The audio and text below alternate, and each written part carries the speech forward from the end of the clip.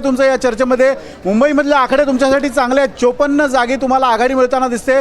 भाजपच्या खालोखाल ठाकरे गट मुंबईमध्ये वाटचाल करताना दिसतोय. सुषमाजी,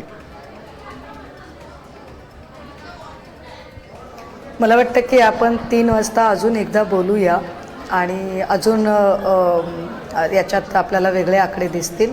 पण आत्ता जे काही आकडे समोर दिसत आहेत किंवा जे काही निकाल आत्ता आपल्या हाताशी आहेत त्याचा जर विचार केला तर काही वैशिष्ट्य मला जाणवत आहे. ते हे की 2017ला ठाकरेंच्या AB फॉर्मवर जे लोक निवडून आले होते ते नंतर त्यांनी पक्षप्रवेश शिंदेंकडे केला आणि त्यांना असं वाटलं की आपण शिंदेंकडे गेल्यावर निवडून येऊ शकतो.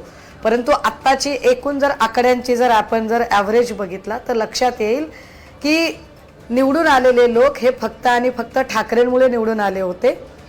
कारण आत्ता दुसरं वैशिष्ट्य सांगताना सांगितलं पाहिजे की मशाल चालणार नाही बाण चालेल असं म्हटलं होतं, पण बाणावर उभे राहिलेले लोक विशेषतः सदा सरवणकरांचा मुलगा, दुसरा राहुल शेवाळ्यांची भाऊजाई, यामिनी जाधव, वायकरांची मुलगी, या सगळ्यांचे पराभव जर बघितले तर हे लक्षात येईल की नाही, मुंबईमध्ये काही जरी केलं तरी ठाकरे आहेत. पण सुषमाजी, मनसेची कामगिरी अपेक्षित झालेली नाही. कुठेतरी मनसेने तुमचा भ्रमनिरास केला जाणवतो माझा.